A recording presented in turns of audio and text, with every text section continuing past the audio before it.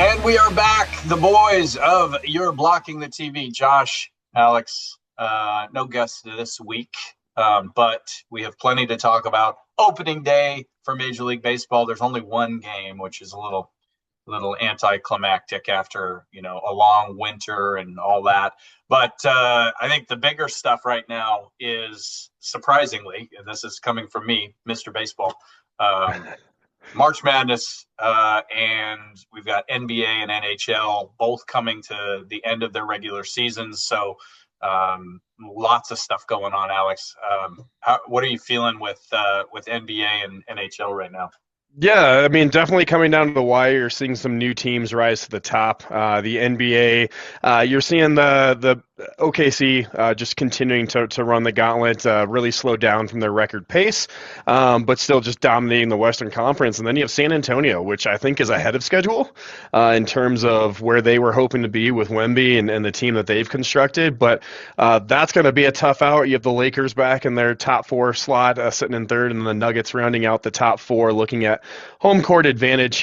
Golden State lurking there at 10th place. They're going to be in the play-in rounds, which will be interesting to see how they bounce back. They have had incredible amount of injuries this season, but you still just never want to count out Dre and Steph Curry, excuse me, out there with Golden State.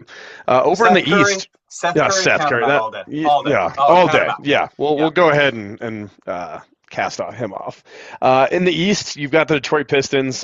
They've been doing well. Boston Celtics, Knicks, Cavaliers rounding out the top four. And then you've got a bunch of teams that are just tanking. NBA's got a massive tanking issue right now, where teams are simply trying to lose. If they're winning, it's a bad thing. You've got owners that are sitting people, telling them to have an injury here or there. A lot of colluding going on, and the fines don't seem to matter. A $10,000 fine, $100,000 fine isn't that big of a deal when you're dealing with billionaire owners that just have tons of money. They're still getting their money from their season ticket holders, and I think that's been more disparaging to watch. The NBA product is so bad. I was watching the Nuggets game last night, national TV. Love what the NBA did for the Denver Nuggets last night. A 9:32 tip-off here in Denver for one of your top teams with an MVP candidate. So love that all the anchors and everyone talking about the product they are putting on. So get your warm mug of milk, grab a blanket, put your pajamas on, and come watch us. Tough sell. And then not only that, one of your top teams, they're going to go back-to-back. So they got into Denver about 3:30 this morning, and they have an 8 o'clock matchup against the Mavericks here at home. It makes no sense. The scheduling is baffling, keeping teams from losing. Going on a ramble here, but arming y'all with a lot of information that when you're watching the NCAA tournament, which I can't wait to dive into, it's just such a better product than what the NBA continues to put out night in and night out. Yeah, 100%. And just to clarify, we both can go on some rambling rants. I would say I prefer the Alex rambling rant. It's much more informative. There's much less repetitiveness than when I do it. So it's fair. Do it. It's tough, especially when you talk about adding two new teams, Josh. Which I don't know if numbers just don't make sense. But they're talking about bringing back the Seattle SuperSonics, which hopefully for my friends up in the Northeast would be awesome to see those green jerseys back in play.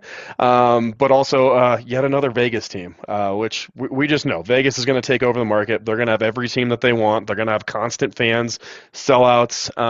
If they put out a product like the Vegas Golden Knights, where they were competitive, they were a team everybody hated because they were so gosh darn good so early on. But I tell you what, man, watching 82 games, I give a tip of the cap to anyone that can watch 82 games of their favorite team, because I can barely watch half of the fourth quarter before I'm going, what is a foul? What is traveling? What is a play? When are we going to stop crying about everything and having our Hurley moments in every single game? Like it's bad to watch. It's not fun. Yeah, I agree. I mean, and getting back to your comment about the NCAA, and I mean, there are some problems with the product that they're putting out right now, in that I think there's sort of a crisis right now with they're trying to figure out who they are. And this goes for NCAA basketball and football, where is it pro? Is it like what are we? Or should there be multiple tiers where, in this top tier, these guys are all getting paid a lot of money, and down here they're mostly just pure student athletes? Like, there's such a delta there between the top and the bottom.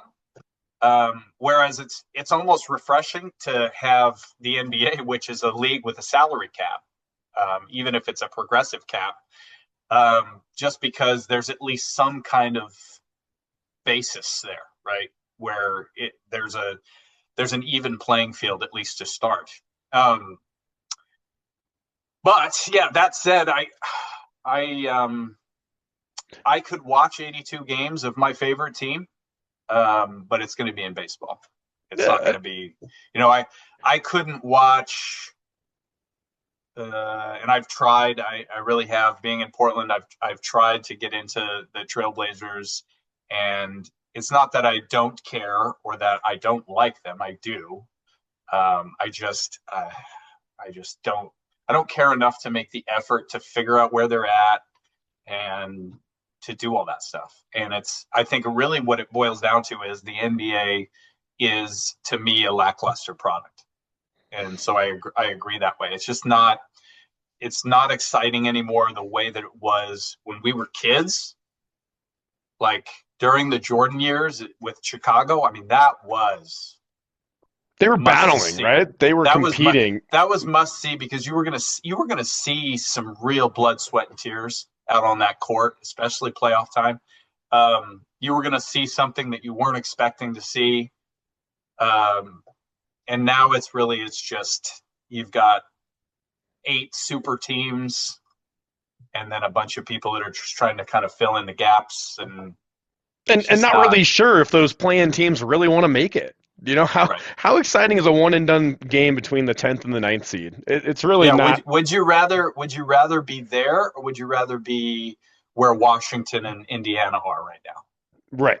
Yeah. Washington, by the way, 16 consecutive losses. Only 16. Oh, only. I'm sure that's a fun. But I mean, they only have 16 wins on the year, so it's not. You brought up an interesting point, and the worst part about it is I saw a graphic the other day that showed what would Duke's team be now if everyone had to play 4 years. Woo! Oh my gosh, who's getting benched? Who's losing minutes? Because you look at that squad. That's an embarrassment of riches. And I mean, you can remember back to when, let's talk like late 90s Duke, early 2000s Duke, and everybody on those teams was an NBA player. I mean, they would have like 3 McDonald's All-Americans come in there every year. Their recruits were McDonald's All-Americans. Right. That was it. And it was the same for, Kentucky, same for North Carolina, UConn, Syracuse, back then was pretty unstoppable many years. But it is not the same, because it's much more of a set thing where a kid is like, yeah, I'm going to come play there for 1 year. And that's known in advance. It's not like, oh, hey, I didn't expect this year to go that well, but it did. And now I'm a lottery pick, so I'm gone. Right. Like, these kids would be lottery picks out of high school if they let them be, but they don't. So at this point, I'm sort of like, let's go back to the old rules where you can be Moses Malone and go straight out of high school. You can be LeBron James, go straight out of high school. Yeah. We might as well. What's the difference? We might as well have the college product and the pro product. NBA has to be the most likely one and done sport to go to as well. I mean, at least in the NHL, kids are going through their 4 years of university. NFL, they're at least getting 1 to 2 years. Now the star, impact players, your QBs, your running backs, they might be more of a one and done. But NBA or the NCAA players that are going in the NBA, it's a one and done. They have no allegiance to where they're going. They find a coach that they like, a program that says that they can be a number 1 pick, and that's where they're going. Yeah. And to me, that's what's been so refreshing about, we were talking off air about NIL and the transfer portal killing the Cinderella in March Madness. And I do think, maybe they haven't killed it, but they've they've changed it. They've affected it in a way where it's like, yeah, I mean, High Point, who you got to really tip your cap to that 12 seed, who was able to get it done in their first round game, because they looked like they belonged. They didn't look like they just got hot. Right. And down the stretch in their round of 32 game, it looked like they had a very good shot of moving on there too. So to me, that wasn't your 15 seed that got hot from three and then and they did get hot from three. Don't get me wrong, they did, but it's just different. Like these teams that, like, 99 times out of 100, they're not beating that team and they get it done in March Madness, and it's just Cinderella story. It's magic. There is, I think, less of that, but I think what that has for me forced is more of a focus on the regular basketball and these matchups between some of these juggernaut teams, whether they're a 6 seed or they're a 1 seed. These teams are just loaded and very competitive. And these games, a lot of these games have been so competitive. And looking at the Sweet 16, and for Nebraska, they're playing Iowa, which is a rivalry game. It's not that, obviously Iowa's kind of a little bit of a Cinderella, because I don't think anybody was expecting them in the Sweet 16 this year. But you look at the other side of their bracket, Illinois and Houston playing in the Sweet 16. That's going to be a blood match. I mean, right. What a game of just like talented teams. I think some of the seeding was interesting this year. Some of those matchups, unintended consequences, I feel like. And I do think that there is a little bit of, if this conveniently can work out where we can project, if both of these teams win, that they will face each other at this point. I think it's definitely a thing that the committee is doing. Mostly they're looking at locations and, priority and all that stuff. Generally speaking, when you're talking about 1 seeds, you're not going to have 4 very comparable 1 seeds.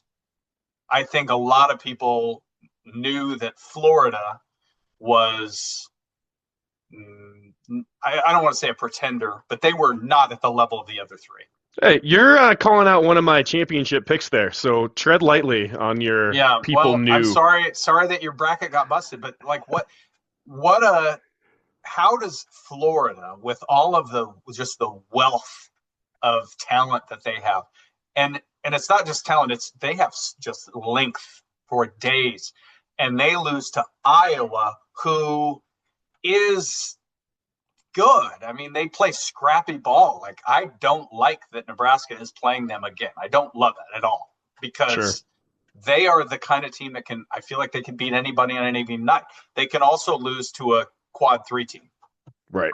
I mean, they're capable of both sides. But so, what a lot of people have said about like Nebraska versus Iowa's floor is much lower than Nebraska's floor, but their ceiling could be Elite 8.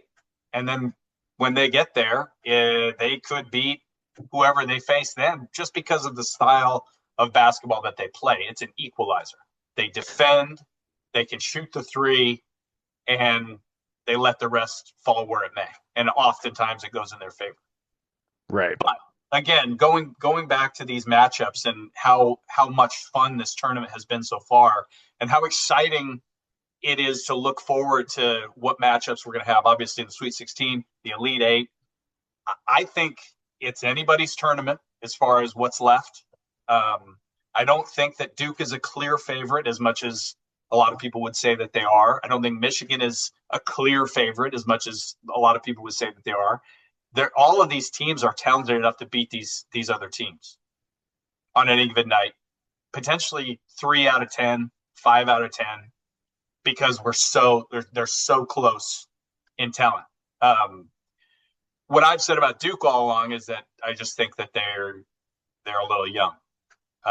They've played teams very close, and when you play a team close, even if you win, it's much more likely that you're going to lose. And so they've blown some teams away, but they've also played, especially in the tournament, they've played some teams really close, and that could be a recipe for disaster for them. And that's why I didn't pick them. I don't think so. But again, going back, this tournament it's exciting for me as a Husker fan.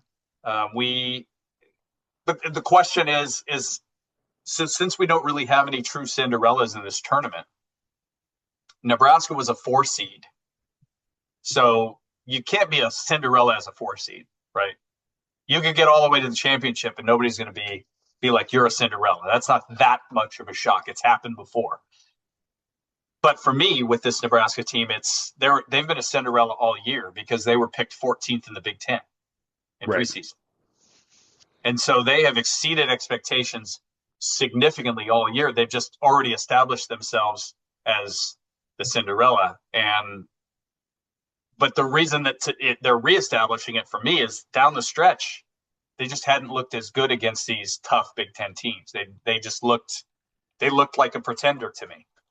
And a lot of people agreed. A lot of people picked them as the trendy upset pick against Troy State. And the last 2 games, they're back. They're playing their best ball, which is what you hope for.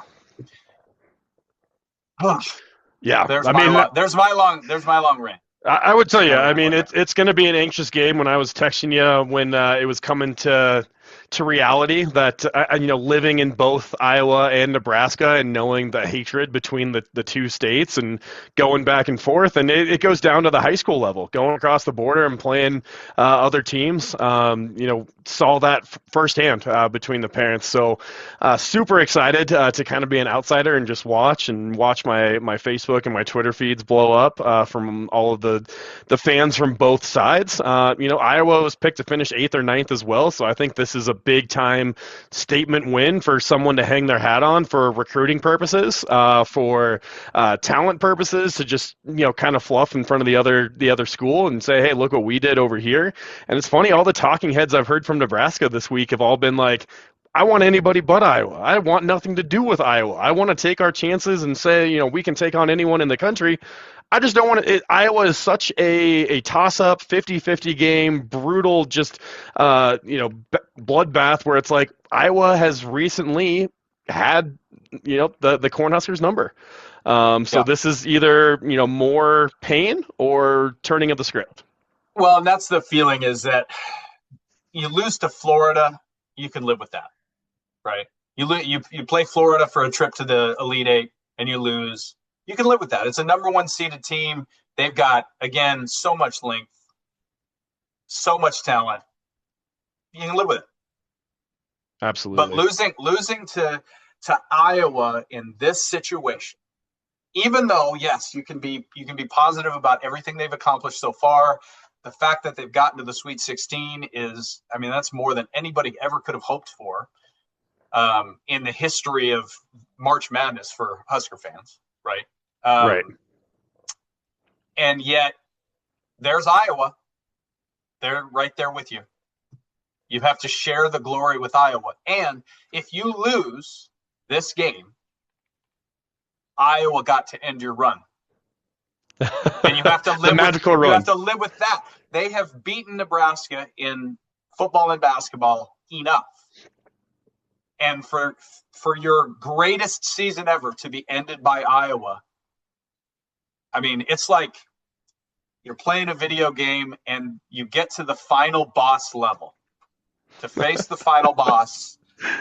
And surprise, it was the boss from the first level, except on steroids and, back for revenge. And that's what this very much feels like. The anguish of losing to Iowa in this situation would be so great that it wouldn't completely overshadow everything they've accomplished. But when stop it. Yes, it would. Yes, it would. When you then also consider that now Iowa's an Elite Eight team. Yeah, it's not just winning in the second round. Yeah, it's the best season they've had since 1987 if they make the Elite Eight. And that overshadows your greatest season ever. And they got especially because they took down Nebraska to get there. It'd be the same. Exactly. So it goes both ways. The storyline will live forever. So that's the deal. But at the same time, trying not to breathe that into existence, because the reality is, if Nebraska plays its best ball, Iowa plays its best ball, we win by 8. right? Nebraska is a better team than they are. No disrespect to Iowa, because what they do, like I said, it can equalize things on any given night against any team in the country. And I have so much. Let's talk about Bennett Sturts and Ben McCollum, right? Ben McCollum and Bennett Sturts are at Northwest Missouri State together, right? Let's go back. Division II, Ben McCollum gets the Drake job. He brings Bennett Sturts along. They make the tournament. And then Ben McCollum gets the Iowa job when Fran McCaffrey moves on to his alma mater at Penn. And he brings Bennett Sturts along. And Bennett Sturts goes from being a good player at Northwest Missouri State to being one of the best single players. One of the, if you're going to consider an MVP, he should be top 5 in the country for what he has meant to Iowa this year. In the Big Ten, which I think you can argue now, despite the fact that the SEC got more teams into the tournament, the Big Ten has 6 teams in the Sweet 16. The Big Ten was the premier college basketball conference this year. And Bennett Sturts in that conference was able to just do whatever he wanted to do. I mean, the guy, he's the straw that stirs the drink, to use that famous phrase for Iowa, and can do anything. Without them, or without him, they are nothing. And boy, he's scary. And yet, you look at what they did against Florida on a seemingly off night for him. So, and Florida made that run too, and they did not cower back. It was punch for punch, and Iowa landed the haymaker at the end. Just incredible games. I know we missed Cinderella. I think to just kind of circle back, I know we missed Cinderella, but at the end of the day, once the brackets are done and you're done agonizing on them, I told my wife, she goes, who do you want in this game? I was like, upset. I don't even care about my bracket. I want to see madness. That's what I want to see. I didn't pick Nebraska to get past the round of 32 because I'm not that much of a homer, right? Like, I was going to be satisfied with that opening round win. And then, we haven't played super well against those, Vandy level teams recently. So I'm not thinking we're going to win that game. And then, look, we didn't dominate the entire game, but we led the entire game until I think maybe 5 minutes to go was when they took their first lead. And I was just walking on eggshells that whole time, just nervous as all get out, because I'm like, we're too close. These guys can get hot. Tyler Tanner, holy smokes. That kid, unbelievable. 6 foot, I don't know, what's he weigh, 170? Maybe. He can't be more than that. He's dunking in the face of Rink Mast. He's just hitting every shot. Every time he drives the lane, he draws a foul. Sometimes he makes the shot. He can facilitate. He's only a sophomore. By the time he's a senior, if he gets that far without just going to the NBA, he's the best point guard in NCAA. Yeah, no doubt. I'd agree. I'd agree. That guy's unbelievable. And we get to the end of that game, and I'm like, okay, we make the shot, and really, I'll rewind. We get the defensive rebound after their attempt to take the lead, and I'm like, okay, don't turn it over. Make sure you use the clock. If we're going to overtime, we're going to overtime. But get a shot off, and we'll see. And Bryce Sanford, who is the leading scorer on the team, everybody's expecting him to take a shot. They collapse on him. Braden Frager, he has struggled recently, especially since that ankle injury that he had. He is at the top of the key, just screaming for the basketball, because somehow he knows that if I catch the basketball, I'm going right down the lane, and I'm either dunking it or laying it in it. Right. And as soon as he dishes the ball off to him, unselfishly, because I definitely expected him to take that shot, Frager lays it in traffic. Somehow it goes, and then there's 2.2 left, and all I'm thinking about is a game from earlier in the tournament that proved that 2.2 seconds is an eternity to be able to get a shot. Eternity in basketball. An eternity. And yet, Tyler Tanner, he takes that shot probably 10 feet sooner than he needs to. Maybe because that's where he's practiced from. I don't know. His attempt at that shot looked very practiced. Absolutely. And you see it, and you heard Fred Hoiberg, he's like, as soon as that shot goes up, I'm like, that's going in. That's right on. And I'm thinking the same thing. I'm standing in front of the TV because I pace in front of the television while I watch Husker basketball. You block the TV watching. I literally, like, as close as I am to my screen right now, that's how close I am to the TV most of the time when I'm watching basketball. And I'm just like, heading my just here, and I'm just, and then it goes. I mean, that shot was in. It was in. You could see the picture, the still shot. The ball is halfway down, maybe more. And I shrieked. My wife ran over and goes, "What just something bad happened?" I was like, that ball was down. It was down. We had just been talking before the tournament started about the overinflated basketballs. Like, that was the rumor. The balls are going to be super inflated. Everybody's going to have to adjust. And I'm sorry, but that's why that shot didn't go. That's it. That ball was a little too bouncy. And it somehow comes out, and as it falls, harmlessly to the court, I'm just like, do you believe in miracles? And that's why, for me, Nebraska is actually the Cinderella of this tournament right now. You've got Texas as an 11. No, they're not the Cinderella. They've been here before, plenty of times. Sure. You got Iowa. They've been here before. Iowa is always a competitive team. Right. Nebraska, in the first 3 seasons under Fred Hoiberg, won like 13 games. Right? So what an unbelievable, not to make this all about that, but I think you knew that was coming. I mean, there's 16 teams left. It's okay to focus on 2 that are, near and dear to our hearts. And honestly, if they're friends of ours, they know that we're invested, and that's what we care about. And that's what they care about too. This is the matchup, right? And that game's tomorrow night. I'm excited.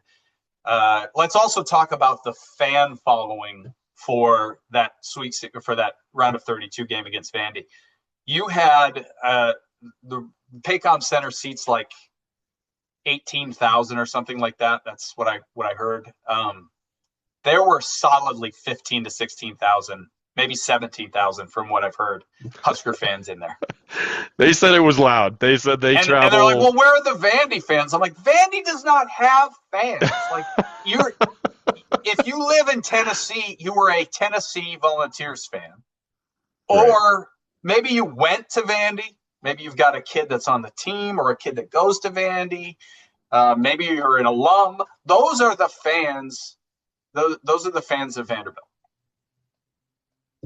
It's not. You can't even make that comparison, obviously. Right. But going to Houston, and this is where you start to see some unfair advantages. Really, it's more than a quick drive for a lot of Husker fans. Although there are plenty of Husker fans that live in Texas. Houston is playing in that same section. Right.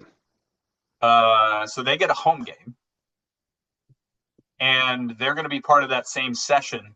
So a ton of those tickets, they're super expensive in comparison. I think you're going to spend like $750 for nosebleed seats. That's another big arena, seats like 19 to 20,000. There's not going to be 17,000 screaming Husker fans for a number of reasons. One of those is a lot of people have blown their budget. A lot of people can't afford to take that additional time off work. Plane tickets are expensive right now. And if you get to the airport to fly to Houston, you might not make it. You should probably fly out a day early just to ensure that you can fly the day of. I would just load up the Winnebago and drive. Okay. Like, gas prices are expensive, but you'll get there sooner than if you wait in line at the airport. Absolutely. So it's not going to be the same advantage, and Iowa will travel better than Vandy. I don't know if you saw this, but there were some Vanderbilt fans at that game. They were Iowa fans that had taken gold tape and made a V on their shirt because Iowa fans are trolls. I love it. That's fun. real life. That's why we like it. Yeah. Anyway, it's part of the pageantry of sports. It is. It's why we love it. And anyway, we'll see how the game goes tomorrow night. I have tried to not have any expectations, but it is pretty exciting to know that if we beat a team that we've beaten this year, we're in the Elite Eight. Let's go. Excited. Buckle up tomorrow. Do you want to touch on NHL real quick? There's some exciting happenings in the East as well. Have the Buffalo Sabres leading the Atlantic Division. These same Buffalo Sabres that were in dead last. So having a somewhat pseudo run that the St. Louis Blues did when they were dead last halfway through the season, ended up making the playoffs, and then we all know what happened as they hoisted Lord Stanley's Cup. So the East is really heating up. You have a lot of teams that are right within striking range. There's no tanking going on in the NHL. Every 2 points or 3 points matters when you're playing those interconference games and same division games. Over on the West, you have the Avs still leading the way on a 3-game win streak now, sitting at 104 points. The next closest team, just the Dallas Stars right behind them. Same division, 97 points, but a game in hand for the Avs. You're going to have the number 2 and number 3 team or number 4 team in the NHL meeting in that first round with the Stars and the Wild. Bettman refuses to go back to the 1 versus 8, and he's loving that these top teams are having to go through the gauntlet to make it to the Cup. But you're going to see, eventually a top team from one conference playing the 6th seed from the other conference in the championship, and just wonder what that's going to do. And seeing the same matchups, it is still a possibility in the Pacific that the Edmonton Oilers and the Los Angeles Kings could meet for not the first, second, third, fourth, but the 5th year in a row to open the playoffs, which I don't know how that's good for anybody. I know that it breeds hate and contentment, but when the Oilers have won the last 3 series, and let's just call it what it is, if they meet again, probably going to win the 4th straight series, is that really good for the game? So just a lot of exciting action coming down the stretch. One team has 13 games to go. The most played team has 9 games to go until the playoffs begin. So we are really coming down the stretch here for NHL. It's exciting. Certainly, you could argue a much better product due to the fact that everybody is still trying. Just to compete. I don't think you're going to see any hockey player not giving their absolute all on the ice. One, because you get your head taken off, and 2, because it's not in their veins. A little bit of that is just hockey as a sport, right? What it takes to be a professional hockey player mentally is different. It's a different thing that is not necessarily found in all other sports. Also angers me, too, because there's plenty of back-to-back in the NHL schedule. They play 82 games as well, but all we hear is how tired LeBron is and load management in the NBA to go up and down a wooden court. It drives me nuts. Yeah. Well, LeBron is pushing, what is he, like 42? I think we're the same age. I can assure you that I feel older than him at this point. You're not paying millions for a masseuse and someone that's taking care of all your meals. Cryotherapy and red light therapy, and I have what all this stuff. It's unbelievable what they have access to. But if you want access to that stuff, it's real easy. Just become a professional athlete. Work harder, grow more. Do better. Be more of a specimen. You can change these things. So Major League Baseball, as we said, kicking off tonight. We've got Yankees and Giants starting their series tonight. That's a fun opening series. I think both of those teams, obviously the Yankees are going to be competitive. I think the Giants will be kind of how they've been, which is, in a very tough division, they've found a way to be competitive and be at least a borderline playoff team every year. But as we just get into that full slate, Thursday, Friday, Saturday, it is always an exciting beginning to a very, very long season. We've got fantasy baseball drafts. I've got 2 teams drafted at this point. I've made some mistakes already that I've tried to correct. It happens. And did you name your team the Rockies? Because then we'll see how it goes. Then you'll get some sympathy. But I drafted Brenton Doyle, so not early, fairly late. But I have Mike Trout. That's the first time I've ever had Mike Trout on a team, I'm pretty sure. And of course, it's this version of Mike Trout, which is like if your team traded for Mickey Mantle in 1970, right? Like, I mean, that's how it feels. You don't know what you're going to get out of Mike Trout. He's going back to center field. From what I understand, by request, like he wants to be in center field. And it's not a question of whether or not he can still get it done out there. It's just he's had so many health struggles the last 5 or 6 seasons. It has really limited his career arc. From being a guy that is certainly a sure Hall of Famer to being a guy who's like an all-time great. Sure. I think that's the difference. And if he had been able to stay healthy, you're talking about, Mike Trout, the greatest of all time. And we're not going to be, that's just not going to be the case at this point. It reminds me a lot of, late career Ken Griffey Jr., who obviously was still a Hall of Famer, still an all-time great in many ways, but just the expectation. I remember the feeling it wasn't Barry Bonds that was going to break Hank Aaron's record. It was Ken Griffey Jr. He was going to do it. And he didn't get anywhere close as a result of all of those injuries that he suffered late in his career. But kind of a bummer. But nonetheless, it's exciting. If you are a T-Mobile subscriber, I will give you this PSA once again, like I did last year. You can get MLB TV for free through T-Mobile. You just have to do it on Tuesday. So either yesterday or the last day to be able to get it for free is on Tuesday, the 31st. It's worth it. It's a great product. You can watch a lot of games. The only games that are not available are going to be those that are blacked out. For me, it's just Mariners games. And I'm celebrating right now because so we open against the Mariners in Cleveland, in Seattle, against the Mariners for Cleveland. And that is pretty common. I think most years over the last decade, we've opened against Seattle. I have not been able to watch one of those games in person on TV. I've been to a few series here and there, but this year, tomorrow, tomorrow night's game, I believe, is on Apple TV, and Friday night's game is on Peacock. Perfect. So those will not be blacked out. We Cleveland Guardians, Cleveland former Indians fans will be able to watch a game on TV if we're not living in the Cleveland area for once against Seattle. So, but that said, Alex, how are you feeling about the season as we it's for the outsider looking in, like I'm still continuing. I believe this is year 7 of my boycott of the Rockies as they continue to, rebuild or do quote unquote whatever they can do. Just saw, there was breaking Rockies news and saw, a message come across my phone yesterday, and I was like, oh boy, what do we do now? Is Bryant finally leaving? Who got hurt? No, it was that the Rockies have, they're one of like 9 stadiums that is doing the 999 challenge, and you can get your box at 4 different locations around Coors Field.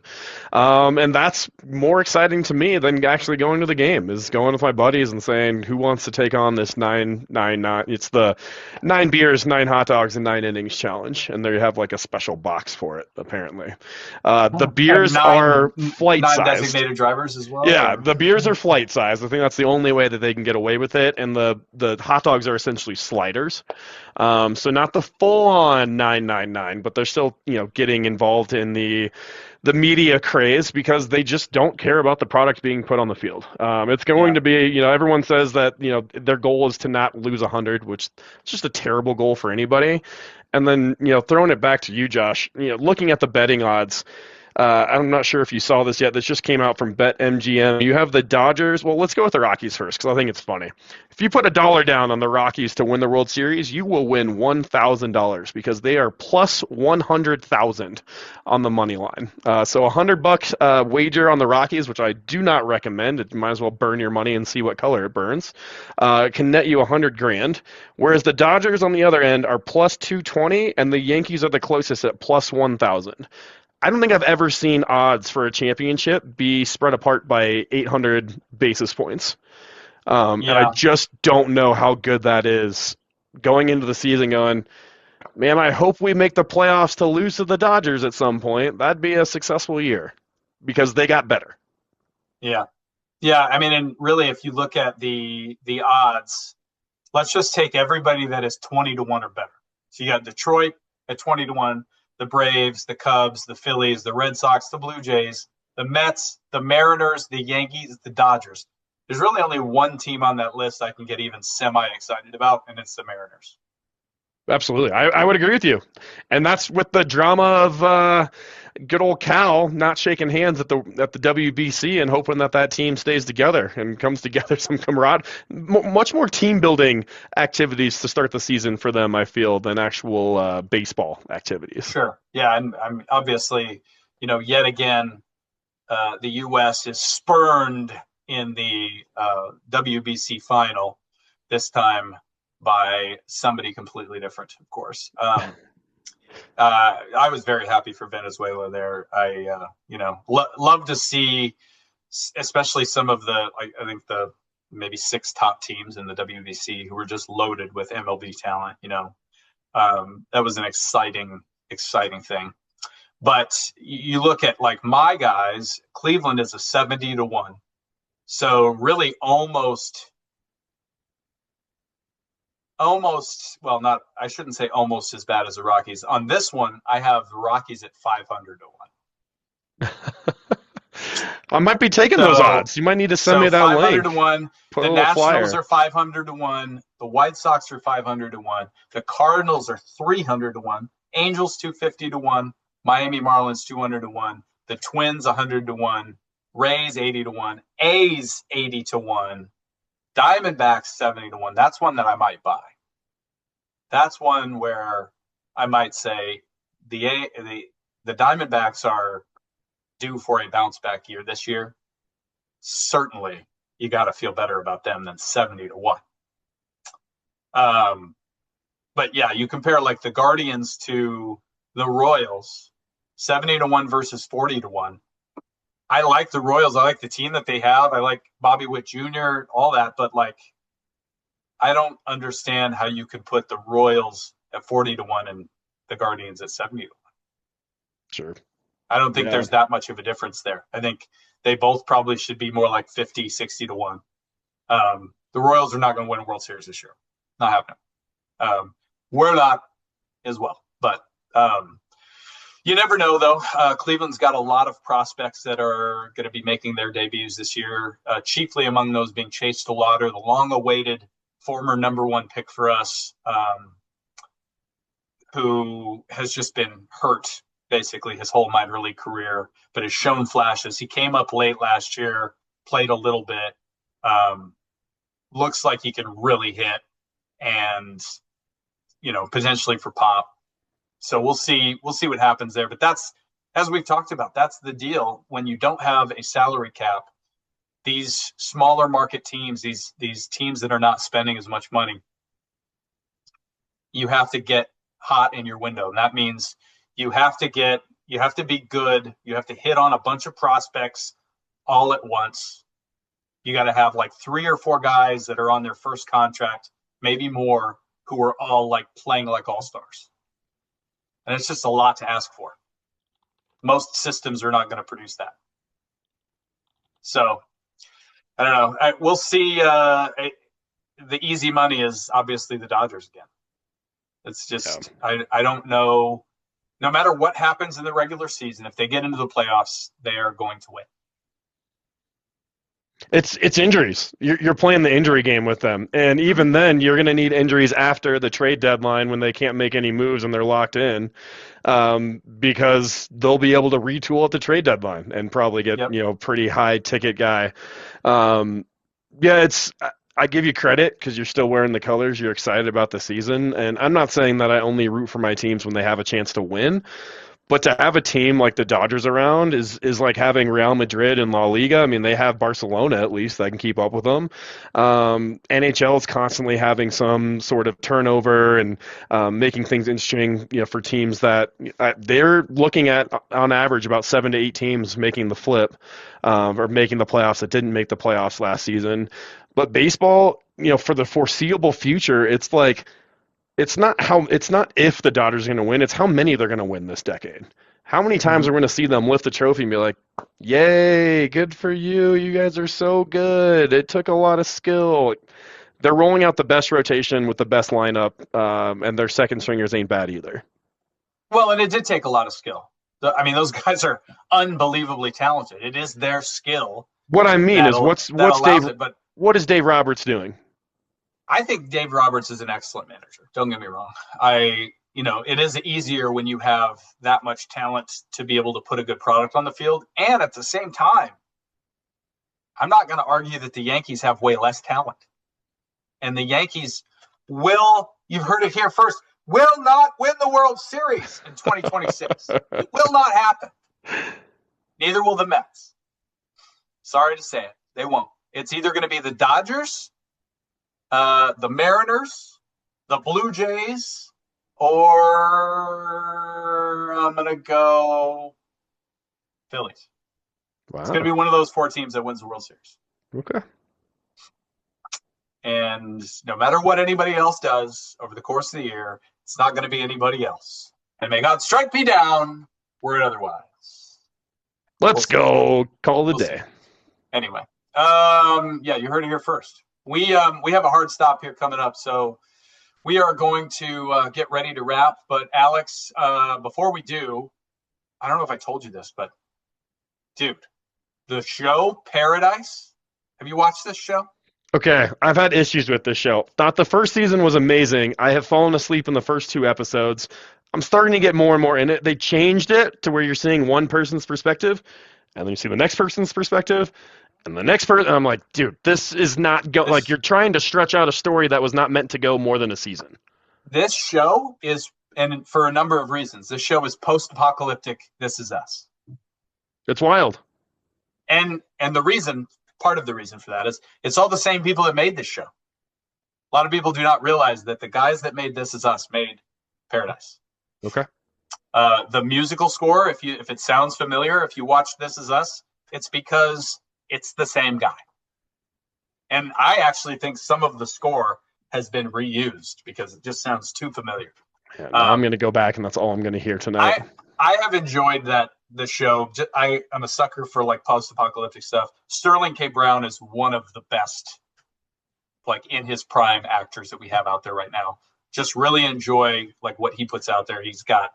There's so much heart in the roles that he plays. And it's just a good, like kind of compelling show.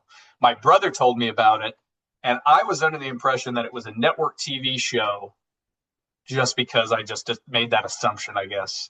Right. And he was like, "Have you watched the show?" I was like, I don't really geek on the network TV shows anymore. There's too much good stuff on like the premium networks and the AMCs and right and the FXs and all that. There's just too much good stuff on the streaming services. I'm not going to waste time on like watching, Firefighter on NBC or whatever the show is. Right. I mean, it's good. It's entertaining. It gets you thinking. I just thought it started off a little slow with the hype that was up for it. And it's like you're trying to set 4 different storylines to make this go 3 more seasons. So get through this part, and then I'm sure it'll start to pick up. Well, it's only going to go 3. It's a 3. Oh, it's only 3. Arc. Okay. It's a 3-season arc. So we've got the season finale for season 2 coming up next week, and then season 3. And my understanding is that will be it. So, I think that's a good thing. As much as like if you're a fan of a show, you hate to see it end, but all good things have to end. Otherwise, like certain athletes late in their career, you can really tarnish things a little bit. I started to love the miniseries. We're doing also, the new Jennifer Gardner. That's not new, that we got caught up on late. The last thing he told me, or whatever. The last thing he told me, like gripping. I'm into it, but I'm also Is it really good? Because the first season got like lousy ratings, and so I decided not to watch it. You know why? You know why I think I like it? Because I was a big Alias fan, and it's kind of a recreation of seeing a lot of how she was in Alias, and like, okay, she still got it. She's really talented, but still missing some of like the nuances that I think new actors have, and some people you haven't heard of. But still really entertaining, I feel, to try and connect the dots. And I just love those shows that are like 1, 2, maybe 3 seasons long, and then get out, and move on. And then you get over the heartbreak of the show ending, you move on to something else, and before you know it, you're like, why is this show so good? For another show. And and that's what we need. We need TV and film to distract us from an otherwise burning to the ground world that we live in. But and hey, it's a lot like the Dodgers too. As a Hallmark movie, is you start out just hating them, hoping they don't. They tend to go, and then the same thing happens at the end of every movie. That's where we're right now. So, yay baseball, happy for you, but would like some parity this year. It'd be nice to see someone knock them down. Well, I'll be rooting for one of those teams that's going for some of that parity. If you are a fan of Major League Baseball, good luck to your team. NBA, NHL fans, good luck to your teams. Iowa Hawkeyes, boo. Go Big Red, go Huskers. Let's just see some excitement in March Madness. And when we revisit this show, we'll probably be done with the madness, and we'll see who comes out ahead. But I'm going to say one last thing. It's not going to be Duke. Duke's not winning it.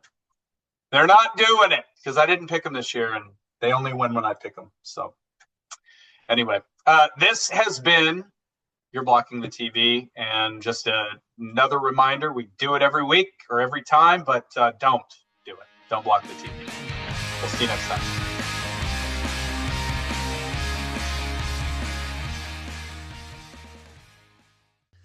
If you enjoyed this video, don't forget to like, share, and subscribe.